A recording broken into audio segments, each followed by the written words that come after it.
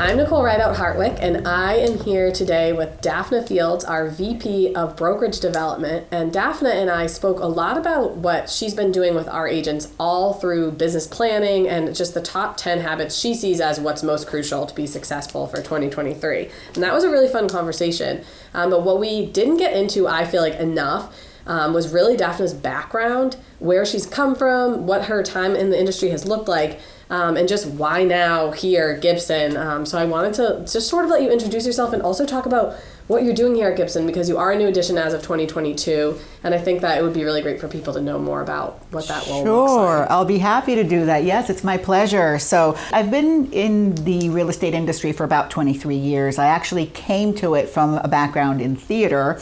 It does really inform my day-to-day. You know, my background as a theater director and a teacher. I was on the faculty of the Boston Conservatory teaching acting to undergraduate and graduate students. Wow. All that artistic and creative background is still something that I find that I am able to use every day and I really enjoy in my work. But I did get licensed around 2000-ish, and I started as an agent, like many of us in this industry, and after a few years as an agent, I was asked by the company I was with if I was interested in going into a management track. I wasn't sure why or what that meant or what it looked like, but I said, sure, why not? I'm curious. And one thing led to the next, and I did become a manager. I was a manager for a few years, and then I was promoted to regional vice president. And most recently, before coming to Gibson Sotheby's International Realty, I was the regional vice president for the Southern Massachusetts and Rhode Island regions for a large company. I ran 24 offices with the help of a team of 16 agents. And, I was doing that type of a role for about 10 years.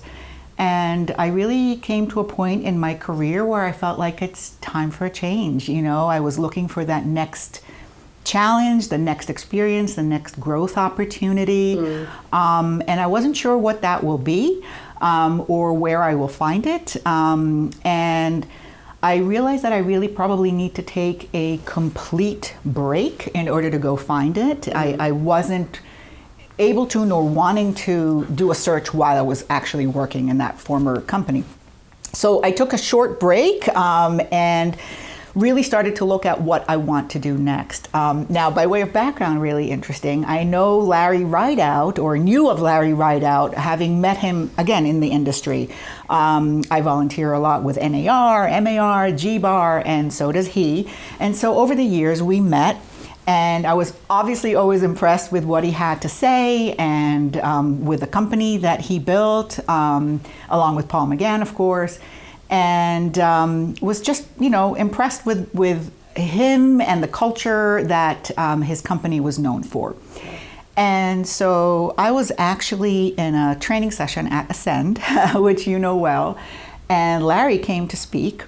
And it was during the time where I was starting to think about what next steps will my career have and where am I headed. And I remember so clearly sitting there and listening to him, and I thought I was so impressed with what he had to share, and he was talking, of course, about growth and culture and everything that he's so good at. And I literally sat there thinking, wow, if I could work for a man like that someday, now that's a leader that I could really look up to and really inspirational, and I like his style, and I like what he's done with his company. Well, cut to a couple of years later, and, when I was looking for my next opportunity, I had the great pleasure of, having a conversation with you guys. And it became very clear to me that this is the place I want to be. And I'm happy to explain a little bit why. My previous company, very large, a big organization, a lot of strength, a lot of, power because of their size. And I understood that, but I also understood that along with size comes some drawbacks. Things kind of can get washed out. There's too many people, there's too many layers. When you want to do something, it can take a long time. It's like really turning this massive ship, right? But here at Gibson Sotheby's International Realty, we have the benefit of that massive organization, our parent company, so to speak, right? Anywhere that gives us the power, the network, the technology, the branding. That's anywhere. Then we have the Sotheby's brand.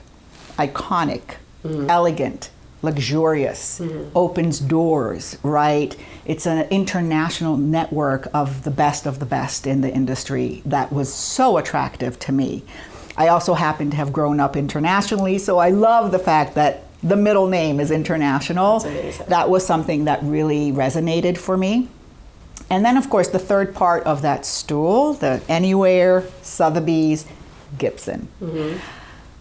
I was and am so attracted to the culture in this company.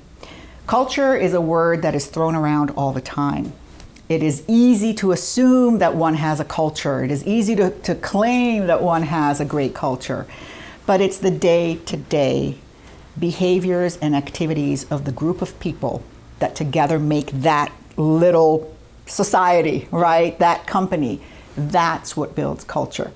And what I saw very clearly as I was talking to you guys is the level of collaboration, respect, positivity, and constant, unrelentless focus on providing the agents with the very best. There is a level of attention to the needs of our agents here at Gibson Sotheby's International Realty that I have never seen before. And you know, we throw around the word family. It is like family. You know, it is run by a family, but it is those, there are those elements of treating others like family and with trust and support and doing anything we can and roll up our sleeves together. That comes from that kind of a culture that I think is fantastic. Needless to say, you know, when you put all of those three elements together, it's powerful. Yes. And it's fun. Yeah. And it's a great environment to be in. And I'm ever so grateful to be here. No, I mean, that's amazing to hear. And especially like from you, Daphna, I mean, we've grown so close over the last... Almost a year, 10, 11-ish months. Yeah. Yes, time flies. It feels like forever at this point. And I think that's it. It's just, we always joke that when there's family involved, there's nowhere to hide because people just know you. So you just have to cut to the chase. You have to have the uncomfortable conversations. That's what we do with our agents. Some of our agents are literally like family to me at this point. Like I've known them since I was 16 years old. And I've had some of the most difficult conversations I've had because when we do something that doesn't hit right, they're going to let us know. And we're not going to do everything right. And I think that embracing that is what allows us all to feel close and able to, you were able to come on board, I feel, and share right away, like, what about this? And what about this? And it's met with, let's really think about that. Absolutely. Everything. Every idea is welcomed and celebrated, even if it's not going to work or not implemented or only part of it is implemented.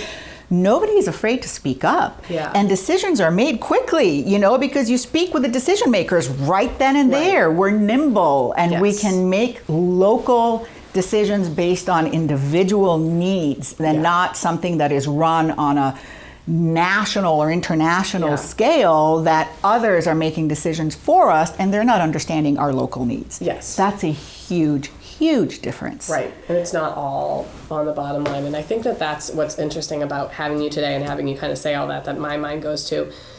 I think right now it couldn't be more important to think really long and hard about joining an independently owned company. I think we're seeing, obviously, it's, you know, it's the elephant in the room, all of these layoffs and things that are happening. And it's been a little bit of a tough ride here for the economy in different ways for, I'd say, a year or two now. And we're all being impacted as consumers by different things. I joke, like, Amazon Prime used to be the next day, and now I'm like 4 days. Okay, at some point, like, a consumer gets to decide, you know, am I going to stay in this relationship? Things might be changing. But the thing is with independent contractors associating in a partnership with some of these companies that are not independently owned, and these decisions that are getting made on a national scale, cutting 20% of your support or whatever that might be, how does that impact your everyday business at a time that you need more support? Yeah, you need even more. So these are questions and hard questions that some people might not want to ask themselves, but I think a lot of people are starting to. And I think for us, it was really hard to be the independently owned company that has to have the accountability and the local ownership to answer when things were, you know, it was kind of like a house of cards was being built in different areas of the industry. And we can't do that, right? We're trying, the buck stops here. We have to make real business decisions. But now, and nobody's immune to having to make hard decisions in a business, but now I feel a little bit like, you know, we held this line And now we get to stay and hold the line when others are having to make much bigger decisions, more difficult decisions, because they weren't making the decisions we were making all along. And that's going to impact our agents in a way that is a very positive way. We can, what you said, continue to just hold the line, do what we're doing, continue to support our people, because we've been running a sustainable business. Like a lot of independently owned companies in this area, at least, I'm friends with a lot of owners. And I think that it was hard during the time that everything was up, and now it feels, I have to say, it feels kind of good, right? To have you on board and be talking to you and have this conversation when you're, somewhat new to the company, and to see that like what we're trying to build is what's coming across. I just think it's a really interesting time to be looking at, like you said, I think that the brand is really important, especially coming in, but the fact that you can marry the two, it's something that people are going to want to think about. Definitely. And you bring up some good points. Surprisingly to us, right, in the industry, the last couple of years, I don't want to say post-COVID, because COVID is still with us, but post the shutdown, the lockdown, right, the market went crazy. Everybody was having a party. The velocity, the craziness, the prices. Companies literally were having a party.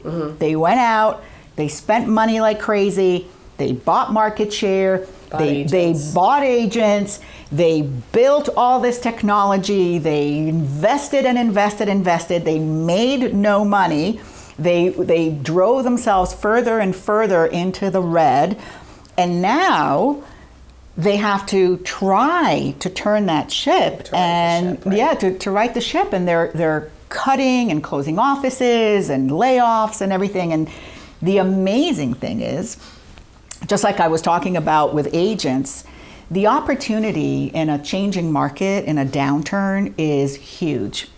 But you need to place yourself in that position to take advantage of those opportunities. And the amazing thing is, we here at Gibson Sotheby's did do that, right? And it shows, because now we're not closing offices, we're opening offices. Right. We're not laying off people, we're hiring people. Right. We're growing.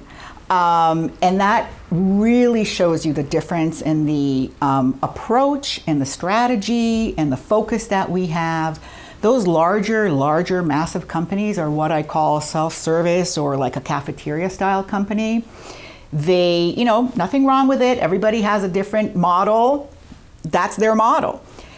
It's not one that I believe works in the best interest of an agent, right, but that's their model. They have a massive suite of all these different tools.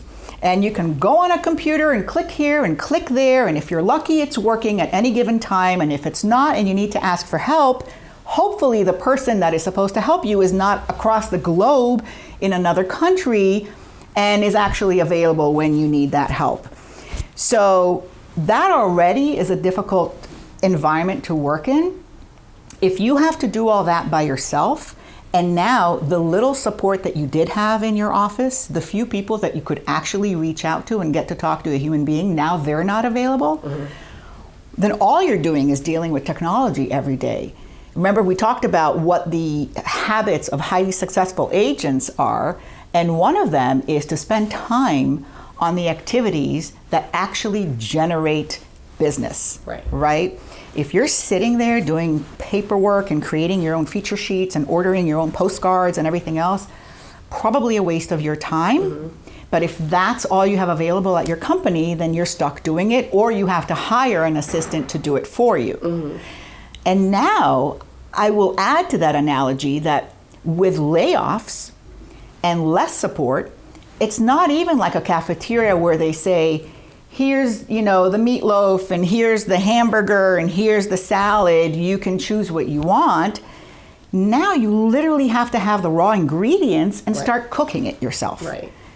Is that the best use of your time? Right. No, it's a great question. I was laughing when you were talking. It's almost like, I hate to say it, but it's like, we're almost like the non-sexy friend. Like, we all went through that cycle in life where, like, you had your real good friend, your consistent person that was always going to show up for you, and then you had your high school moment when you found that loud party, made you feel buzzy, and then things sort of hit the fan, and who was standing there was your real friend. The party was fun, but eventually back to reality. Down. And I think right now, and that's all that I think was really just really timely, is I do believe no matter who you are and where, and specifically across like this country and this nation, we're going to see a little bit of a dip here. And my opinion is that you might want to take a long, hard look at independently owned companies in your area just for that sustainability and someone who's going to consistently show up for you every day. That's exactly right.